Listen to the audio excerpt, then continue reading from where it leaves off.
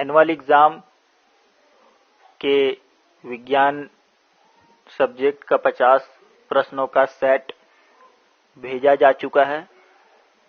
जिनको प्राप्त नहीं हुआ है वो शीघ्र ही अपने संबंधित विषय शिक्षक से संपर्क करके 50 प्रश्नों का सेट मंगवा लें या फिर स्कूल में जाकर के भी ले सकते हैं।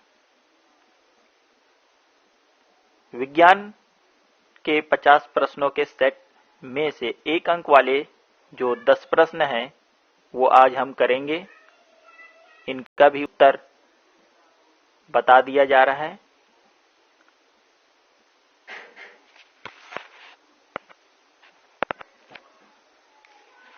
फर्स्ट क्वेश्चन है, समुद्र में लंबी लंबी खालिस्तान पाई जाती है, तो खाली स्थान भरो है, तो इसका उत्तर क्या आएगा?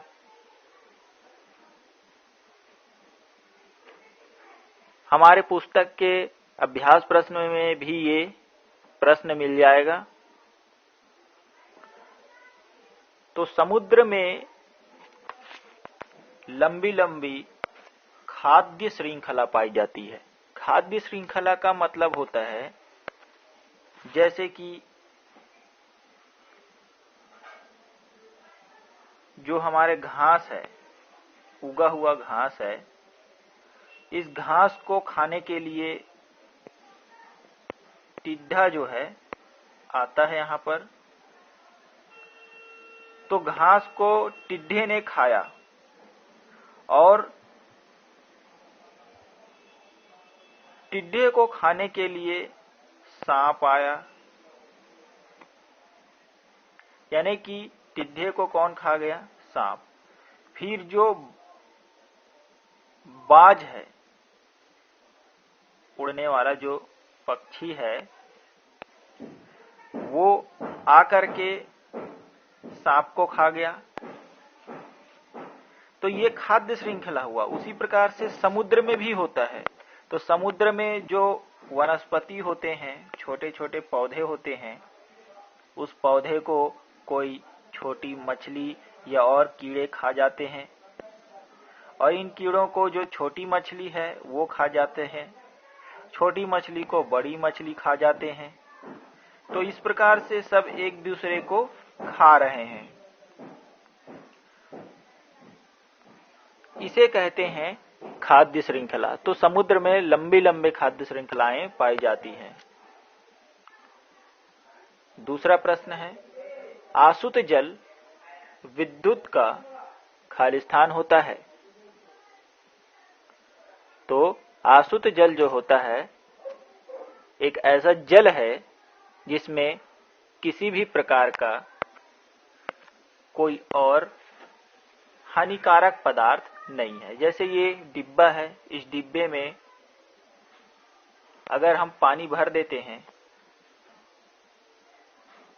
और तेजी से उसे गर्म करते हैं नीचे से, तो जो भाप निकलेगा वो भाप को हम किसी दूसरे पात्र में इकट्ठा कर लेते हैं। तो जो इकट्ठा वाला पानी है वो हमारा आसुत जल कहलाएगा। उसमें बहुत कम मात्रा में हानिकारक पदार्थ घुले हुए रहेंगे। तो ऐसा जल जिसमें बहुत कम मात्रा या बिल्कुल जीरो में भी हानिकारक पदार्थ हो, उसे हम आसुत जल कहते हैं।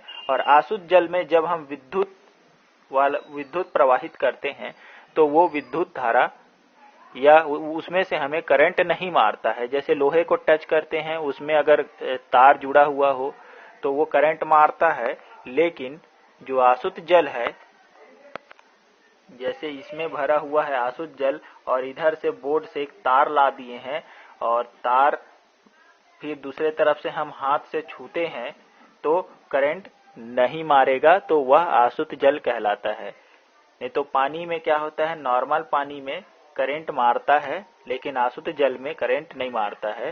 तो वो विद्युत का कुचालक होने के कारण से नहीं मारता है। तो इसलिए आसुत जल विद्युत का कुचालक होता है। तीसरा प्रश्न है, वायु एक खाली स्थान है, वायु एक मिश्रण है। मिश्रण मतलब ये है जैसे वायु में कोई एक ही प्रकार गैस नहीं है, ऑक्सीजन गैस भी है, नाइट्रोजन गैस भी है, तो बहुत सारे गैसों से मिल करके वायु बनता है। तो वायु गैसों का एक मिश्रण है, तो आंसर हो जाएगा मिश्रण। चौथा प्रश्न है, अम्ल का स्वाद खालिस्तान होता है। हम नींबू खाए हैं, संतरा खाए हैं, आम खाए हैं, तो उनमें कुछ खटास आता है, यानी कि वो अम्लीय है, तो अम्ल का स्वाद खट्टा होता है। पांचवा प्रश्न है, वाहन चालक पीछे के दृश्य देखने के लिए उपयोग करता है। ऑप्शन है, ए अवतल दर्पण, बी उत्तल दर्पण, या सी समतल दर्पण, या डी इनमें से कोई नहीं। तो हमारा सही उत्तर जो मैं लिखवा चुका हूं वो होगा ऑप्शन बी उत्तल दर्पण। हमारा छठवां प्रश्न है, मनुष्य का मुख्य उत्सर्जी अंग है। मनुष्य का मुख्य उत्सर्जी पदार्थ क्या है, कौन से अंग से जो है वो पदार्थ उत्सर्जित करता है। ऑप्शन ए है यूरिक अम्ल, ऑप्शन बी है यूरिया, यानी क्या यूरिया उत्सर्जित करता है ज्यादा मात्रा में मनुष्य, या पानी को उत्सर्जित करता है मनुष्य, या पसीना को। तो पसीना तो बहुत कम मात्रा में उत्सर्जित करता है, लेकिन यूरिया को जो है मूत्र के माध्यम से अधिक मात्रा में मनुष्य उत्सर्जित करता है। तो इसका सही उत्तर हो जाएगा ऑप्शन बी यूरिया। 7 क्वेश्चन है, तड़ित चालक बनते हैं। तड़ित चालक का मतलब होता है जैसे कि ये आसमान का बादल है और यहाँ पर हमारा घर है, तो घर के सामने अगर एक पेड़ है तो जैसे ही बादल गरजता है तो इसमें से बिजली चमकती है और बिजली जो है पेड़ों के माध्यम से होते हुए जमीन में जाती है, तो उसे हम कहते हैं बिजली मारना। लेकिन जब लोहे का खंबा होता है, एक लोहे का खंबा लगा दिया जाता है, तो ये जो बिजली है वो इसमें आता है और किसी भी मनुष्य को हानि ना पहुंचाते हुए सीधे जमीन की तरफ जाता है, नीचे की ओर, जिसको बोलते हैं आल्थिंग। इससे किसी मनुष्य को नुकसान नहीं होता है, नहीं तो बिजली मारने से मनुष्य या जानवरों को या पेड़ पौधों को नुकसान हो सकता है। लेकिन धातु के वजह से, धातु या धातु से बना और कोई वस्तु है उसकी वजह से जो बिजली है वो धरती में चला जाता है और किसी को नुकसान नहीं होता है। तो इसे कहते हैं तड़ित का चालक। तड़ित का मतलब बिजली गरजना, उसका चालक यानी एक धातु है, ये धातु तड़ित हो गया और वो चलता है यानी उसमें बिजली चल जाता है, तो उसको बोलते हैं तड़ित चालक। तो इस प्रकार से तड़ित चालक जो है धातु से बनता है। 8वां प्रश्न है, कब्जा जोड़ पाया जाता है। हालांकि इस अध्याय को हम पढ़े नहीं है, लेकिन इसमें से एक प्रश्न है, कब्जा जोड़ पाया जाता है। तो कब्जा जोड़ का मतलब ये होता है कि जो हड्डियां होता है, जैसे कि हमारे कंधे हैं, तो अगर कंधे से जो हाथ है यहाँ पर, तो यहाँ पर एक जोड़ होता है जो कुछ इस प्रकार से होता है, हाथ यहाँ से निकला रहता है, तो यहाँ पर जो जोड़ होता है